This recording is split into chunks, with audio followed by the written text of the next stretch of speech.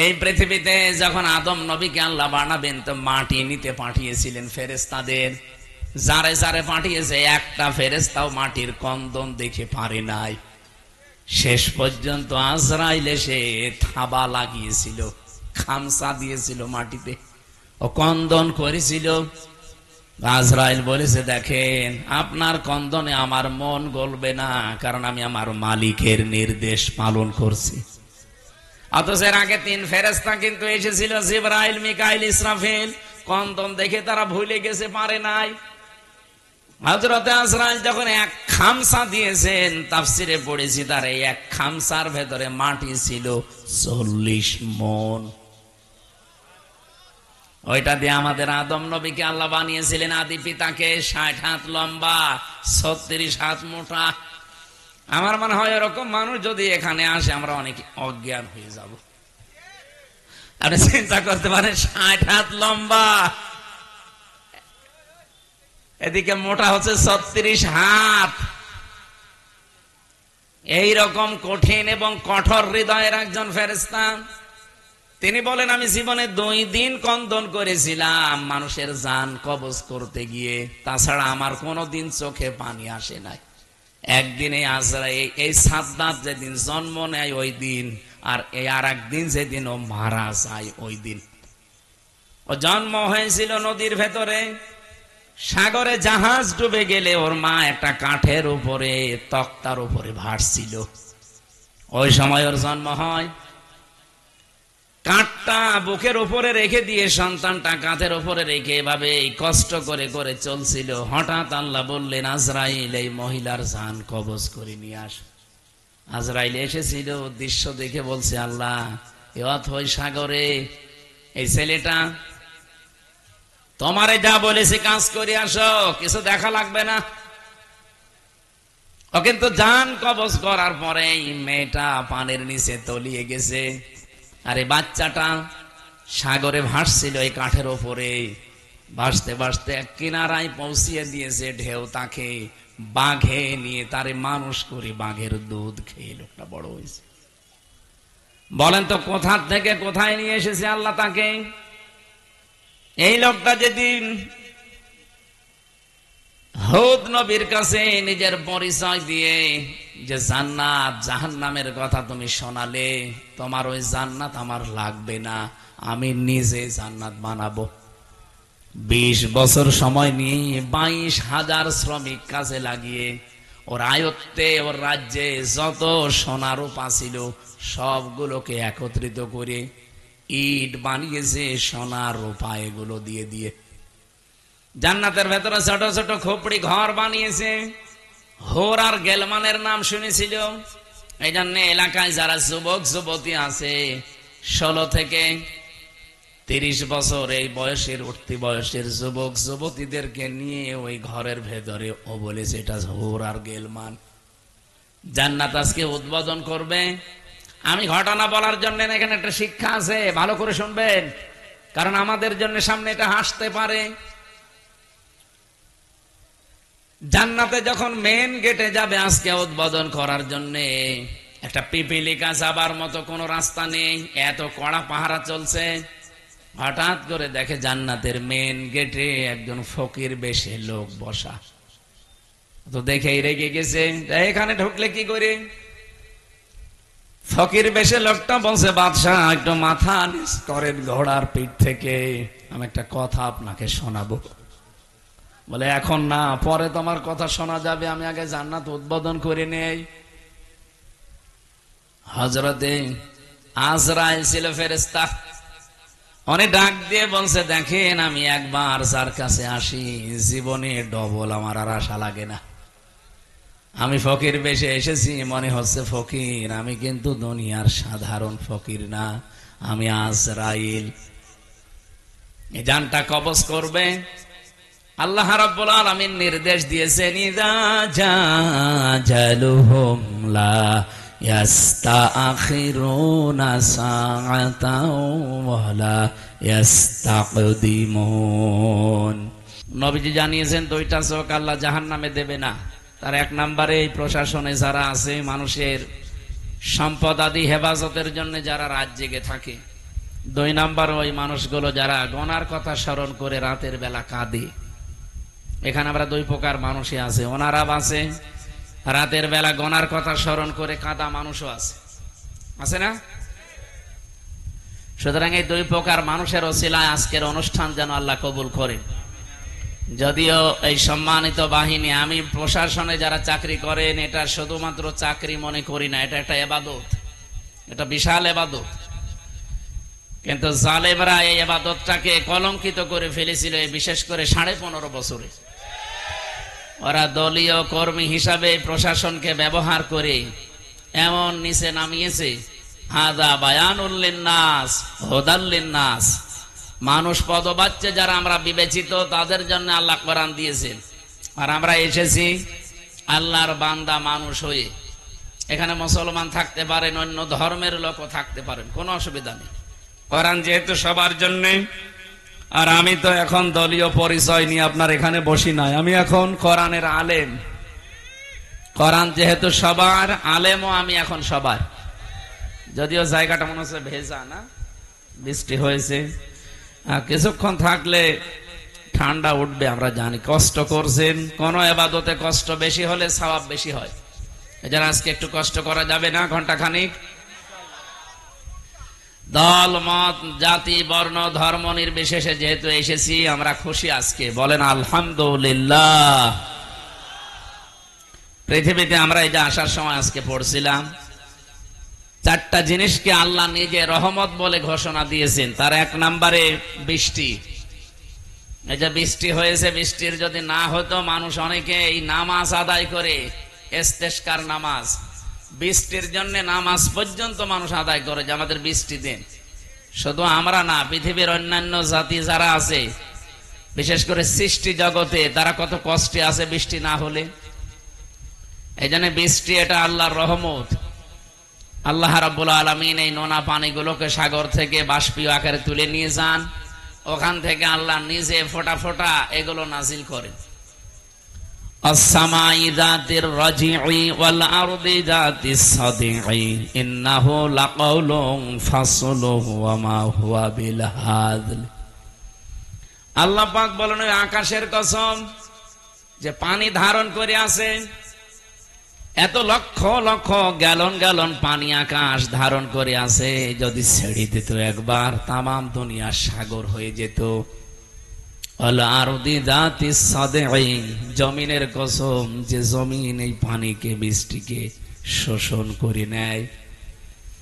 আকাশ যদি বলতো না, আমি এই বৃষ্টি আমার বুকে রাখবো না, জমিন যদি বলতো আমার পেটে আমি এই পানি নিতে পারবো না, তামাম দুনিয়ায় আমরা বাস করতে পারতাম।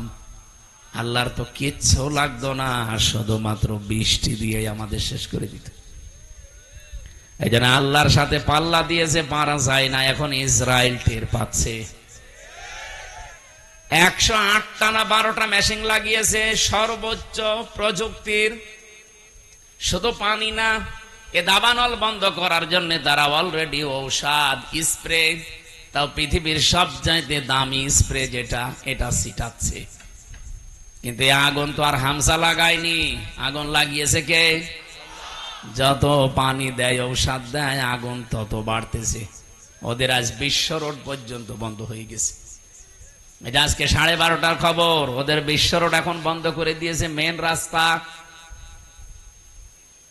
ন্যাশনাল হাইওয়ে যেটা, এটা অলরেডি বন্ধ। জেরুজালেমে যাওয়ার পথ আল্লাহ বন্ধ করে দিয়েছে। কত শিশুর কন্দন আমি শুনেছি। ওই ছোট ছোট ফিলিস্তিনের মাসুম বাচ্চারা, আমার বাবার নাম রিয়াজউদ্দিন, আমার এই শরীরে সর্বোচ্চ রক্ত আছে রিয়াজের। কার? বলেন বলেন। ফিলিস্তিনের ওই বাচ্চাদের শরীরে রিয়াজের রক্ত না, এ চৌধুরীর রক্ত না। ওই বাচ্চাদের শরীরে হযরতে দাউদ আলাইহিস সালাম, হযরতে সুলাইমান নবীর রক্ত প্রবাহমান। এই গোলাপের পাপড়ির মতো বাচ্চাগুলো শেষ পর্যন্ত বলেছে, আমরা কিন্তু আল্লাহকে সব বলে দেব। আমার মনে হয় আল্লাহকে ওরা সব বলে দিয়েছে। পৃথিবীর মানুষেরা শুধু দেখেছিলাম আমরা ওদের ওই কান্দা, কন্দন গুলো দেখার পরে কিছুই করি নাই, কিছু বলি নাই। অনেকের সামর্থ্য ছিল কিন্তু তারা নিশ্চুপ ছিল। আল্লাহ পাক এবার নিজে মনে হচ্ছে প্রতিশোধ নেওয়ার জন্য হাতে নিয়েছেন। আমার দাম দৃশ্য আজ 4-5 দিন দেখতে পাচ্ছি, ওদেরকে আল্লাহ একেবারে পৃথিবীর মানচিত্র থেকে নিশ্চিহ্ন না করে দম নেবে না। আল্লাহর এটা ওয়াদা আছে, ওয়া কানা হাক্কান আলাইনা নাসরুল মুমিনিন। মুমিনদেরকে সাহায্য করা আমার আল্লাহর উপরে ওয়াজিব, এটা মুমিনদের হক। সুম্মা নুনাজ্জিল্লাযীনা তাকাও ওয়া নাযারু যালিমিনা ফিহা জিসিয়া। আল্লাহ পাক বলেন জাহান্নামে আমি আল্লাহ যারা তাকওয়াবান তাদেরকে পুলসিরাতের উপর থেকে বাঁচিয়ে দেব, আর যে মানুষগুলো পাপিষ্ঠ গুনাহগার ওয়াইম মিনকুম ইল্লা ওয়ারিদুহা কানা আলা রাব্বিকা হাতমাম মাকদিয়া। জাহান্নামের উপর দিয়ে পুলসিরাত তৈরি করা, মানুষ যখন মিজানের এই পাল্লা যেটা বলা হয়, এখান থেকে আপনার আমলটা আল্লাহ মাপবেন গুরুত্বের ভিত্তিতে। মাপ দেওয়ার পরে যখন বলবে পার হয়ে চলে যা, জান্নাতে যাবার আগেই এই পুলসিরাত 30,000 বছরের মতো একটা রাস্তা। তাও পদ্মা সেতুর মতো, যমুনা সেতুর মতো এত বড় বিশাল এলাকা না, চুলের মতো চিকন করে আল্লাহ বানিয়েছেন। আবার ধার হীরার মতো। পাপিষ্ঠ মানুষগুলো কেটে কেটে পড়ে যাবে, আর যারা মুমিন তাদের জন্য এটা হক, তাদের অধিকার আমার আল্লাহর উপরে, এইটা যে আল্লাহ তাদের বাঁচিয়ে দেবে। এই জন্য তাকওয়া শব্দের পরে আপনি দেখবেন সুম্মা নুনাজ্জিল্লাযীনা তাকাও ওয়া নাযারুজ যালিমিনা ফিহা জিসিয়া। কোরআনে কারিমে আল্লাহ আয়াত দিয়ে জানাতে চাই, মুমিন যারা এই মানুষগুলোকে সাহায্য করা আমি আল্লাহর জন্য যেমন হক, আমার মুমিন বান্দাদেরও আমি আল্লাহর প্রতি একটা হক আছে। হাক্কান আলাইনা নুনজিল মুমিনিন। হাক্কান দিয়েছেন আল্লাহ, এখানে আলেম আছে কিনা জানি না, আপনি শব্দটা কিন্তু এখানে পুরোপুরি মাসদার আল্লাহ দিয়ে দিয়েছেন। হাক্কান আলাইনা, আমি আল্লাহর উপরে হক, এমনকি মুমিন বান্দাদেরও আমি আল্লাহর উপরে হক। শব্দ দুইটা বললাম না? আল্লাহ বলেন আমার উপরে হক হয়ে যায়, এবং মুমিন বান্দাদেরও আমি আল্লাহর উপরে হক। আমার উপরে যেমন হক সত্য, আমি আল্লাহর অধিকার যেমন আমার মুমিন বান্দাদেরকে আমি বাঁচাবো, আমার মুমিন বান্দাদের অধিকার আমার উপরে যে আমি আল্লাহ তাদের বাঁচাবো। আল্লাহ যেহেতু এটা হাতে নিয়েছে, আমার যতটুকু কোরআনের উপরে বিশ্বাস, সামনে দেখবেন ইসরায়েল নামে এই অভিশপ্ত রাষ্ট্রটা পৃথিবীর মানচিত্রে আর নেই। আর কয়েকদিন যাক ওদের দাবানল কন্ট্রোল করার কোনো কিছু আর হাতে নেই। যেভাবে আগুন আসতেছে আপনি দেখেছেন ভিডিওগুলো, পাগল হয়ে যাবেন। অথচ এত উন্নত মেশিন প্রযুক্তি পৃথিবীতে আর কারো কাছে নেই। 108টা 112টা সবগুলো একসাথে চালাচ্ছে, বিমান পর্যন্ত পুড়িয়ে ছারখার হয়ে যাচ্ছে। আপনি আগুন জ্বালিয়ে ভাবেন পানি দিয়ে, ঔষধ ছিটাবেন, স্প্রে দেবেন, দেবেন কি দিয়ে? বিমান দিয়ে, হেলিকপ্টার দিয়ে, ওইটাই পুড়ে ছারখার হয়ে যাচ্ছে। সূরা আম্বিয়ার তাফসীর পড়তে গিয়ে পেয়েছিলাম, হযরত ইব্রাহিম নবীকে আল্লাহ যখন সাহায্য করার জন্য ফেরেশতা পাঠিয়েছিলেন, ওই সময় তিনি আল্লাহর প্রতি এমন ঈমান দেখিয়েছেন, আল্লাহ পাক বলেন ইব্রাহিম আলাইহিস সালামের জন্য আমি আল্লাহ আগুনকে কুলনা ইয়া নাহারু কুনি বারদাও ওয়া সালামান আলা ইব্রাহিম। কুলনা আমি নিজে বলেছি, এখানে অন্য কাউকে আমি বলতে বলিনি। ইব্রাহিমের ঈমান দেখার পরে আমি আল্লাহ এত বেশি খুশি হয়েছি যে ফেরেশতা জিবরাইলের সাহায্য সে নিতে রাজি না। মিকাইলের সাহায্য নিতে রাজি না। আমি আল্লাহ এত বেশি পছন্দ করলাম তার এই কথাটাকে, শেষ পর্যন্ত বলেছি ঠিক আছে, বল না, আমি নিজে এখানে কর্তা হয়ে গেছি, আমি নিজে কাজ করছি, নিজে আমি ফাইল। ইয়া নারু, হে আগুন, কোনি হয়ে যাও বারদান, ঠান্ডা। আল্লাহ বারদান দেওয়ার পরে সালামান শব্দ মাঝখানে যদি না দিয়ে একবারে দিতেন আলা ইব্রাহিম, আমার ইব্রাহিমের প্রতি ঠান্ডা হয়ে যা। আল্লাহর হুকুম পাওয়ার সঙ্গে সঙ্গে আগুন এত বেশি ঠান্ডা হয়ে যেত, তখন আবার লেপ তোষক লাগতো গরম করার জন্য। আল্লাহ সালামান দিয়ে তামাম দুনিয়ার মানুষকে বোঝাতে চেয়েছেন, পৃথিবীতে আজও যদি ইব্রাহিম নবীর মতো ঈমান কোন জায়গায় আমি আল্লাহ দেখি, ওদের আগুনগুলো যেমন আমি সালামান বানাবো, ওদের বৃষ্টি ঠান্ডা যে প্রচন্ড বরফগুলো আমি আল্লাহ সালামান বানাবো। সালামান দিয়ে তাফসিরে ফি জিলালিল কোরআনে সাইয়্যিদ কুতুব লিখেছেন, এই শব্দটা যদি আল্লাহ না দিতেন, ইব্রাহিম নবী কিন্তু আগুনের ভেতরে 40 দিন থাকতে পারতেন না। এত বেশি ঠান্ডা হয়ে যেত যে থাকার অযোগ্য হয়ে যেত জায়গাটা, উনি আবার বরফ হয়ে যেতেন। আল্লাহ বলেন যদি সালামান না দিতাম, আগুনটা একটু গরম থাকতো, তখন আবার ফ্যান দেওয়া লাগতো জিবরাইল মিকাইলকে দিয়ে, যে ফ্যান নিয়ে যাও অথবা এসি সেট করো, পাখা নিয়ে যাও না। এমন শব্দ আমি চয়ন করে লাগিয়ে দিয়েছি, সালামান মানে শান্তি, একেবারে গরমও না ঠান্ডাও না। এই জায়গাটা অন্তত আমি আল্লাহর নির্দেশ যতদিনের পরে না আসে ততদিন এটা নাতি সাতিষ্ণ হয়ে যাও। এয়ার কন্ডিশন যেটা বলা হয়, নয় ঠান্ডা নয় গরম, এরকম একটা পরিবেশ তৈরি হও। আগুন হুকুম মেনে তাই হয়েছিল 40 দিন। পরবর্তীতে হযরত ইব্রাহিমের নাতনি যারা, তারা জিজ্ঞাসা করতো, দাদা দুনিয়ার জীবনে আপনি সবচাইতে শান্তি পেয়েছেন কত? উনি বলেছিলেন, এই পৃথিবীতে যতদিন আমি হায়াত পেয়েছি সবচাইতে বেশি শান্তি সুখে আরামে ছিলাম ওই 40 দিন যখন আগুনে ছিলাম। তার মানে আগুনের ভেতরেও শান্তি দিতে পারে কে? সবকিছুর উপরে যেন ওনার ক্ষমতা চলছে। ইসরায়েলেদেরকে আমার মনে হচ্ছে আল্লাহ রাখবে না, কারণ এখন এরা আর পৃথিবীর কোন মানুষের টার্গেট নেই, এরা সরাসরি টার্গেট হয়ে গেছে আমার আল্লাহর।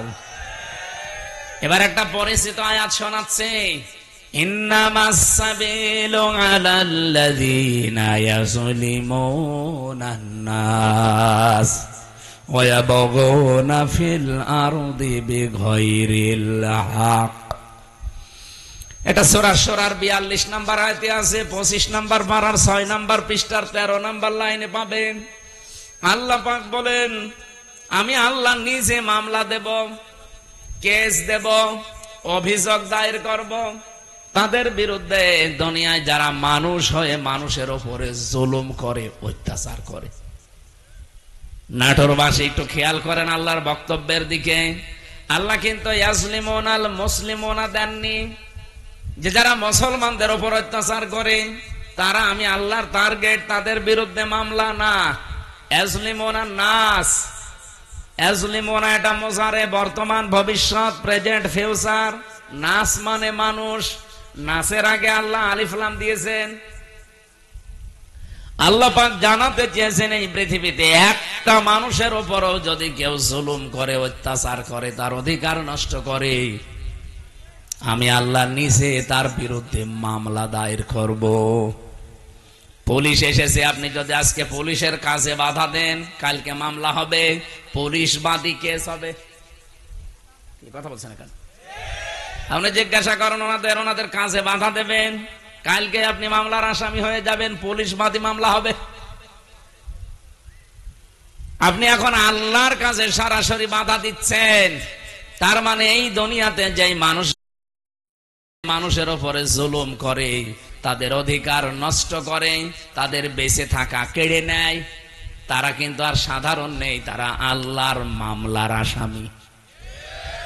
দুনিয়াতে পুলিশবাদী কেস হলে পুলিশই বিচার করতে পারে না, বিচারক আলাদা আছে। কথা বলছে না কেন? নাকি ওনারা কেস দিলে ওনারা বিচার করবে? না, জীবনও না। আলাদা আছে, ম্যাজিস্ট্রেট আছে, জজ আছে, বিচারপতি আছে, সেখানে আস্তে আস্তে উঠবে। যদি নাটোরের ম্যাজিস্ট্রেট কোর্টে যায়, এখান থেকে যাবে জজ কোর্টে। এই নাটোর জেলায় যদি না হয়, এখান থেকে চলে যাবে হয়তো বিভাগীয় শহরে রাজশাহী। সেখান থেকে যদি না হয়, এখান থেকে চলে যাবে একেবারে রাজধানী ঢাকা হাইকোর্টে। হাইকোর্ট থেকে যদি না হয়, চলে যাবে সুপ্রিম কোর্টে। ওখানে আবার বেঞ্চ আলাদা আছে। এই যে বাংলাদেশের সিস্টেম গুলো দেখলেন, যারাই মামলা দিক তারা নিজেরা বিচার করতে পারে না, আলাদা আলাদা বেঞ্চ আছে। আর আল্লাহ বলেন, আমি নিজে মামলার দায়ের করব আর নিজেই বিচার করব। আপনি কথার ওজন টের পাচ্ছেন? আল্লাহ নিজে মামলা দায়ের করবে, নিজেই বাদী, আবার নিজেই বিচারপতি।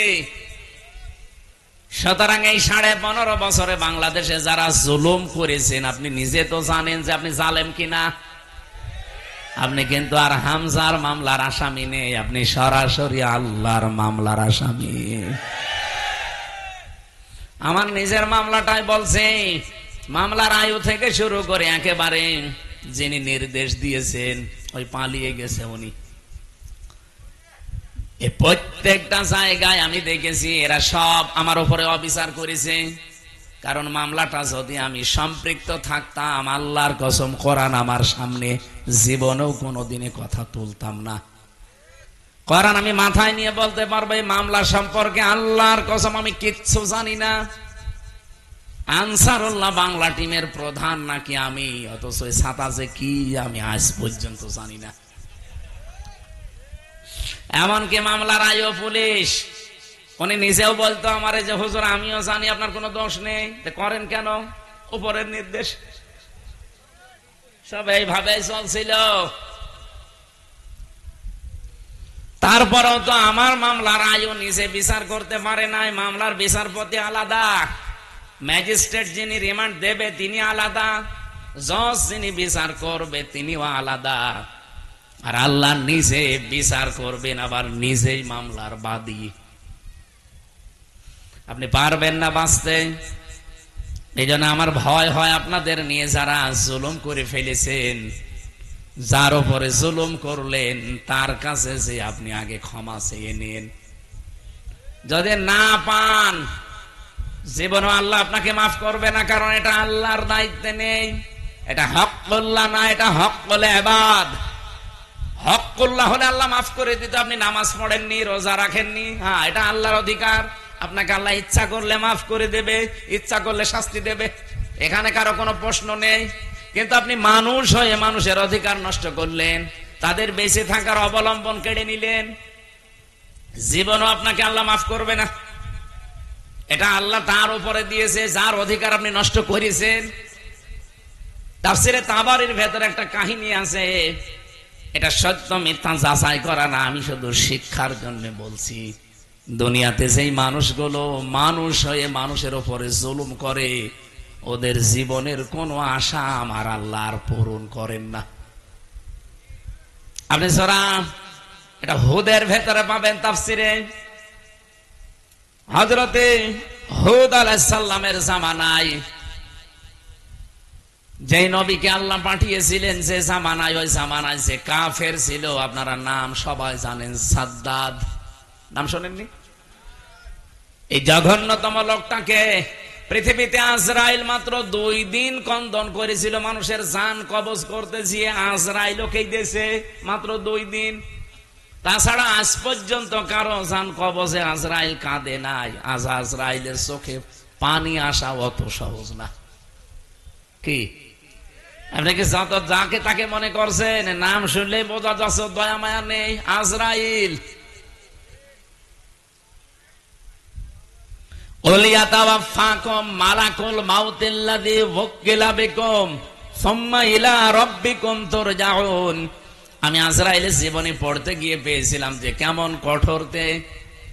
এই পৃথিবীতে যখন আদম নবীকে আল্লাহ বানাবেন, তো মাটি নিতে পাঠিয়েছিলেন ফেরেশতাদের। যারে যারে পাঠিয়েছে, একটা ফেরেশতাও মাটির কন্দন দেখে পারে নাই। শেষ পর্যন্ত আজরাইল এসে থাবা লাগিয়েছিল, খামসা দিয়েছিল মাটিতে, ও কন্দন করেছিল। আজরাইল বলেছে, দেখেন আপনার কন্দনে আমার মন গলবে না, কারণ আমি আমার মালিকের নির্দেশ পালন করছি। অথচ এর আগে 3 ফেরেশতা কিন্তু এসেছিল, জিবরাইল, মিকাইল, ইসরাফিল। কন্দন দেখে তারা ভুলে গেছে, পারে নাই। হযরত আজরাইল যখন এক খামসা দিয়েছেন, তাফসিরে পড়েছি তার এই এক খামসার ভেতরে মাটি ছিল 40 মণ। ওইটা দিয়ে আমাদের আদম নবীকে আল্লাহ বানিয়েছিলেন, আদি পিতাকে। 60 হাত লম্বা, 36 হাত মোটা। আমার মনে হয় এরকম মানুষ যদি এখানে আসে, আমরা অনেক অজ্ঞান হয়ে যাব। আপনি চিন্তা করতে পারেন, 60 হাত লম্বা, এদিকে মোটা হচ্ছে 36 হাত। এই রকম কঠিন এবং কঠোর হৃদয়ের একজন ফেরেশতা। তিনি বলেন, আমি জীবনে 2 দিন কন্দন করেছিলাম মানুষের জান কবজ করতে গিয়ে, তাছাড়া আমার কোনোদিন চোখে পানি আসে নাই। একদিনে আজরাইল, এই সাদ্দাত যেদিন জন্ম নেয় ওই দিন, আর এই আর একদিন যেদিন ও মারা যায় ওই দিন। ও জন্ম হয়েছিল নদীর ভেতরে, সাগরে জাহাজ ডুবে গেলে ওর মা একটা কাঠের উপরে, তক্তার উপরে ভাসছিল। ওই সময় ওর জন্ম হয়। কাঠটা বুকের উপরে রেখে দিয়ে সন্তানটা কাঁধের উপরে রেখে এভাবে কষ্ট করে করে চলছিল। হঠাৎ আল্লাহ বললেন, আজরাইল, এই মহিলার জান কবজ করে নিয়ে আস। আজরাইল এসেছিল, দৃশ্য দেখে বলছে, আল্লাহ, এ অথই সাগরে এই ছেলেটা, তোমারে যা বলেছি কাজ করে আসো, কিছু দেখা লাগবে না। ও কিন্তু জান কবজ করার পরে মেয়েটা পানির নিচে তলিয়ে গেছে, আরে বাচ্চাটা সাগরে ভাসছিল এই কাঠের ওপরে। ভাসতে ভাসতে এক কিনারায় পৌঁছিয়ে দিয়েছে ঢেউ তাকে। বাঘে নিয়ে তারে মানুষ করে বাঘের দুধ খেয়ে লোকটা বড় হয়েছে। বলেন তো কোথা থেকে কোথায় নিয়ে এসেছে আল্লাহ তাকে? এই লোকটা যেদিন হুদ নবীর কাছে নিজের পরিচয় দিয়ে যে জান্নাত জাহান্নামের কথা তুমি শোনালে, তোমার ওই জান্নাত আমার লাগবে না, আমি নিজে জান্নাত বানাবো। 20 বছর সময় নিয়ে 22,000 শ্রমিক কাজে লাগিয়ে ওর আয়ত্তে, ওর রাজ্যে যত সোনা রূপা ছিল সবগুলোকে একত্রিত করে ইট বানিয়েছে, সোনা রূপা এগুলো দিয়ে দিয়ে। জান্নাতের ভেতরে ছোট ছোট খোপড়ি ঘর বানিয়েছে। হোর আর গেলমানের নাম শুনেছিল। এই জন্য এলাকায় যারা যুবক যুবতী আছে 16 থেকে 30 বছর এই বয়সের, উঠতি বয়সের যুবক যুবতীদেরকে নিয়ে ওই ঘরের ভেতরে ও বলেছে এটা হোর আর গেলমান। জান্নাত আজকে উদ্বোধন করবে। আমি ঘটনা বলার জন্য এখানে একটা শিক্ষা আছে, ভালো করে শুনবেন, কারণ আমাদের জন্য সামনে এটা হাসতে পারে। জান্নাতে যখন মেন গেটে যাবে আজকে উদ্বোধন করার জন্য, একটা পিপিলিকা যাবার মতো কোনো রাস্তা নেই, এত কড়া পাহারা চলছে। হঠাৎ করে দেখে জান্নাতের মেন গেটে একজন ফকির বেশে লোক বসা। তো দেখেই রেগে গেছে, এখানে ঢুকলে কি করে? ফকির বেশে লোকটা বলছে, বাদশাহ একটু মাথা নিচ করেন ঘোড়ার পিঠ থেকে, আমি একটা কথা আপনাকে শোনাবো। বলে এখন না, পরে তোমার কথা শোনা যাবে, আমি আগে জান্নাত উদ্বোধন করে নেই। হযরতে আজরাইল ছিল ফেরেশতা। উনি ডাক দিয়ে বলছে, দেখেন আমি একবার যার কাছে আসি জীবনে ডবল আমার আর আশা লাগে না। আমি ফকির বেশে এসেছি, মনে হচ্ছে ফকির, আমি কিন্তু দুনিয়ার সাধারণ ফকির না, আমি আজরাইল। এই জানটা কবজ করবে। আল্লাহ রাব্বুল আলামিন নির্দেশ দিয়েছেন, ইযা জাজালুহুম লা ইয়াস্তাখিরুনা সাআতাও ওয়া লা ইয়াস্তাকদিমুন। যখন যার কাছে আজল চলে আসে, মানে মরণ, ওকে আমি 1 সেকেন্ড আগেও দেই না, পরেও দেই না, নির্ধারিত সময় তুলে নেই। এই লোকটা জোর করে বলেছিল, ফেরেশতা একটু সময় দাও, আমি শুধু বানানো জান্নাতে এক নজর দেখেই চলে আসবো, তখন আমার জান নিয়ে নিও, আমার কোনো আফসোস নেই। ফেরেশতা বলেছে না, জান্নাতের চৌকাঠ পর্যন্ত স্পর্শ করার কোনো অনুমতি আমার কাছে নেই। ঘোড়ার পিঠ থেকে লোকটা তারপরও জোর করে নামতে গিয়েছে, ওখান থেকে যান কবজ করেছে ঘোড়ার পিঠ থেকে।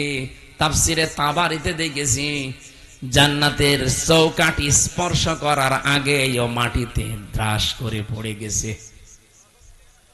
এখানে আমার কয়েকটা শিক্ষা পেলাম, আপনারা হয়তো টের পাচ্ছেন না, তাই আমি কিন্তু টের পেয়েছি। এখানে শিক্ষাগুলো কি? তাফসিরে তাবারি আজরাইল বলেন, এই দিন ও যখন আমার কাছে অনুমতি চাইছিল যে 20 বছর একাধারে 22,000 শ্রমিক কাজ করে, আমি বিশাল আকাঙ্ক্ষা নিয়ে আসি যে একটু প্রবেশ করে চলে আসবো, আল্লাহর নির্দেশ ছিল না। আমি এই দিন ওর জান কবজ করতে গিয়ে কেঁদে ফেলেছিলাম। তাহলে আজরাইল কেঁদেছে একটা লোকের জন্য জীবনে 2 বার, একবার ওর মায়ের জান কবজ করার সময়, একবার ওর জান। মুফাসসির বলেন কেন আল্লাহ তাকে চৌকাঠ পর্যন্ত স্পর্শ করতে দেয় না জানো? যখন হুদ নবীর কাছ থেকে জান্নাতের বর্ণনাগুলো শুনি শুনি জান্নাত বানাচ্ছিল, নবীকে বলছে কিভাবে আল্লাহ জান্নাত বানিয়েছে, তোমার তো ওই সহিফার ভেতরে আছে, ওই সহিফা থেকে বলো দেখি। আমাদের নবীকে আল্লাহ বড় কিতাব দিয়েছিলেন, অন্যান্য নবীদেরকে আল্লাহ ছোট ছোট কিতাব দিয়েছিলেন, ওইটার নাম কি? সহিফা। ওখানে জান্নাত জাহান্নামের বর্ণনা ছিল, কিছু উপদেশ ছিল। ওখান থেকে বর্ণনা শুনে শুনে যে জান্নাত এইভাবে এইভাবে আল্লাহ বানাবে, ও ঠিক ওই কায়দায় বানিয়েছে। যেহেতু স্বর্ণ রাখবে, রূপা লাগবে, স্বর্ণ এত পাওয়া যাবে কোথায়? যেখানে যা পাওয়া যায় নিয়ে আয়। ওই দেশে একটা বিধবা মেয়ে লোক, মা বাবা নেই, কিছুদিন আগে বিয়ে হয়ে স্বামীটা গেছে মারা। ওর পাইক পিয়াদা যারা আছে ওরা যে মেয়েটাকে বলছে ওইটা দিয়ে দাও, বাদশার স্বপ্ন পূরণে জান্নাতে কাজে লাগবে। মেয়েটা ওই দিন মাথায় গড়াগড়ি দিয়ে, মাটিতে গড়াগড়ি দিয়ে বলেছিল এটা নেবেন না, এটা আমার জীবনের শেষ সম্বল, আমার মা বাবা নেই, আমার স্বামীটাও নেই। জোর করে বাদশার এই স্বপ্ন পূরণের জন্য নিয়েছে। ওদিন মেয়েটা মাটিতে গড়াগড়ি দিয়ে এমন কন্দন করে বরদোয়া দিয়েছিল, রব্বুল আলামিন আমার জীবনের শেষ সম্বলটুকু যে কেড়ে নিল, তাকে তুমি তার বানানো জান্নাত উদ্বোধন করা বসবাস করতে দিও না।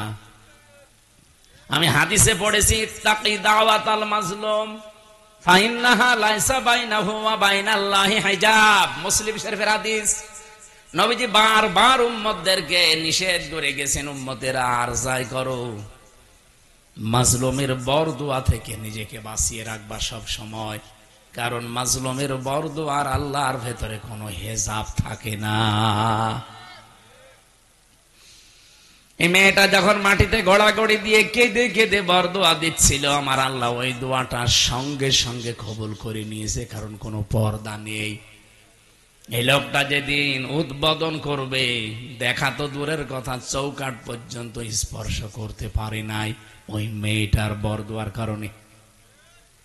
কি বুঝলেন আপনি এখান থেকে? কত জায়গায় কত অত্যাচার জুলুম করেছিল, কিন্তু এই একটা বিধবা, স্বামী হারা, মা বাপ হারা এতিম মেয়ের শেষ সম্বলটুকু কেড়ে নেওয়ার কারণে আল্লাহর আরশ পর্যন্ত ধাক্কা খেয়েছে। আপনি বলতে পারেন না যে 15.5 বছরে কত মানুষের আহাজারি এই জালেমার সাথে লেগেছিল, এমনি আল্লাহ এভাবে ধরেছে, কল্পনার বাইরে ছিল। আগস্টের 5 তারিখের 2টা পর্যন্ত কেউ জানে না যে ও পালাবে।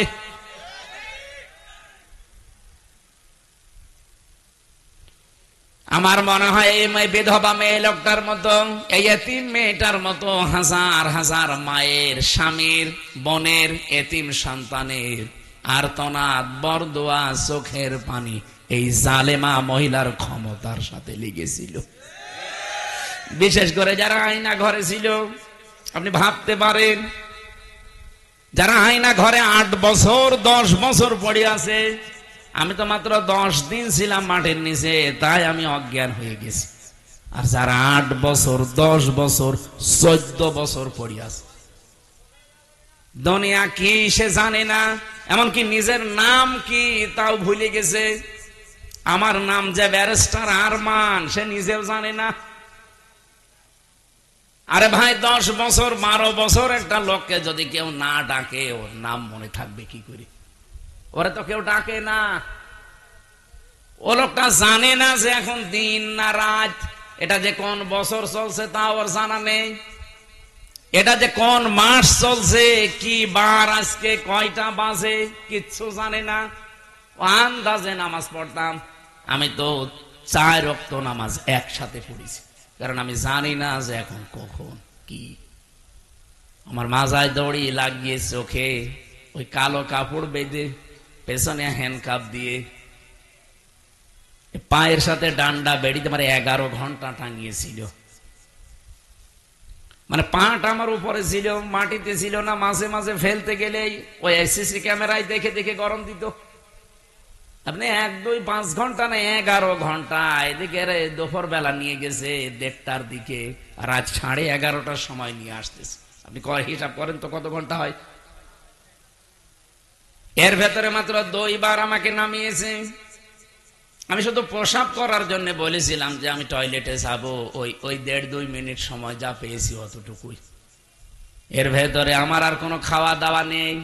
এর ভেতরে আমার সাথে হয় 5 ঘন্টা 7 ঘন্টা পরে হঠাৎ করে একটা গরম দিয়ে ওঠে, কারণ মাটির নিচে খালি পানির আওয়াজ পাওয়া যায়।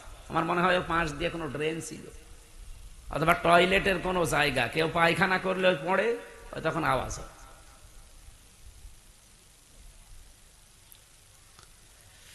তাও তো আমি মিনিটায় ছিলাম। বিগটা কত কঠিন হতে পারে বলেন? আমি ব্যারিস্টার আরমান ভাইয়ের মুখে নিজে শুনেছি যে এদিকে 3.5 হাত, এদিকে 3.5 হাত, সামনে আবার একটা টয়লেট দেওয়া আছে। আমাদেরটাও টয়লেট ছিল, এদিকে 3.5 হাত, এদিকে 2.5 হাত, সামনে টয়লেট ছিল, কিন্তু টয়লেটের আবার নেই। এই হালকা 1-1.5 হাত মতো একটা দেওয়া আছে, দেওয়াল দেওয়া আছে। বসলে দেখা যায় না, দাঁড়ালে দেখা যায়। ওরা বসে থাকে একেবারে গেটের সামনে। বলেন আপনার টয়লেট হবে কি করে? আমি একটা যুবক মানুষ, আর এরকম একটা যুবক পুলিশ যদি বসে থাকে, এই কঠিন পরিস্থিতিগুলো যারা তৈরি করেছিল, কত মানুষের তাহাজ্জুদের চোখের কন্দন পানি ওই জালেমার চেয়ারের সাথে লেগেছিল। এমনি আল্লাহ ধরেছে। সাদ্দাতকে তার এত স্বপ্ন সাদের জান্নাত ভোগ করতে দেয়নি, স্পর্শ পর্যন্ত করতে দেয়নি, খালি একটা মেয়ে লোকের চোখের পানি বরদোয়ার কারণে। আর আপনার সাথে কত মহিলার, কত স্বামী হারা, সন্তান হারা মা বাবা, তাদের চোখের পানি মিলে আছে।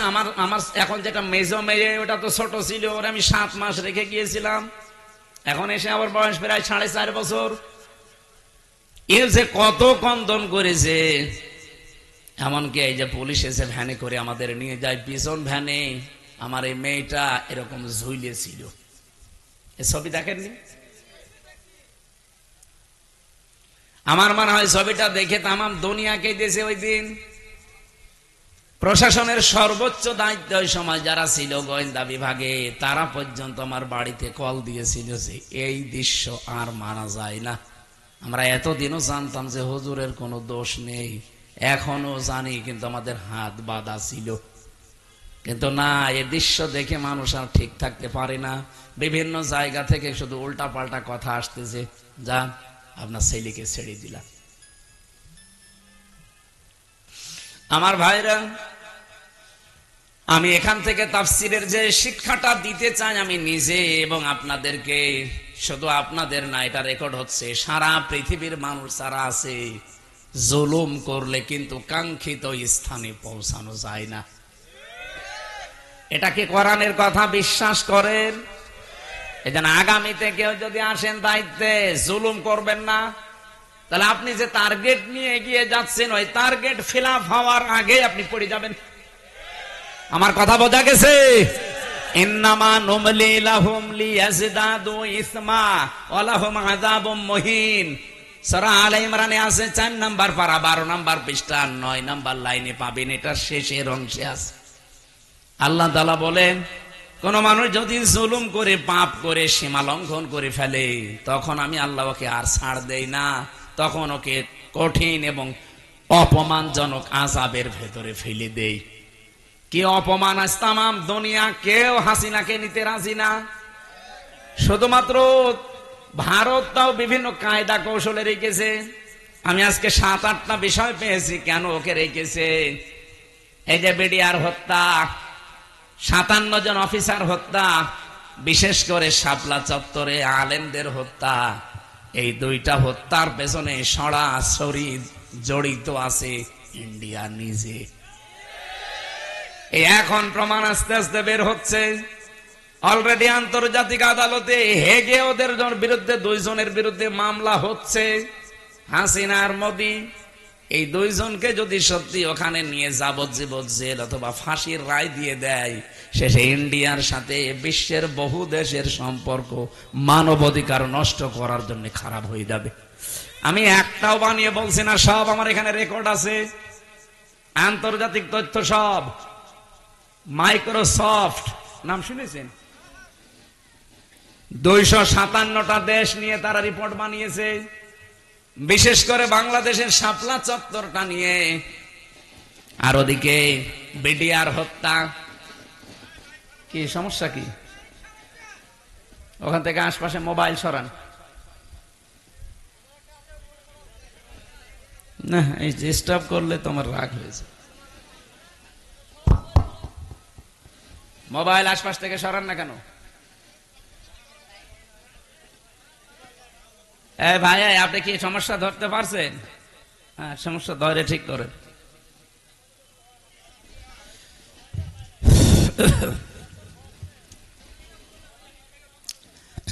আমার ভাইরা, যে কথা তুলেছিলাম এখান থেকে আমার নিজের কাছে এই কথা মনে হচ্ছে।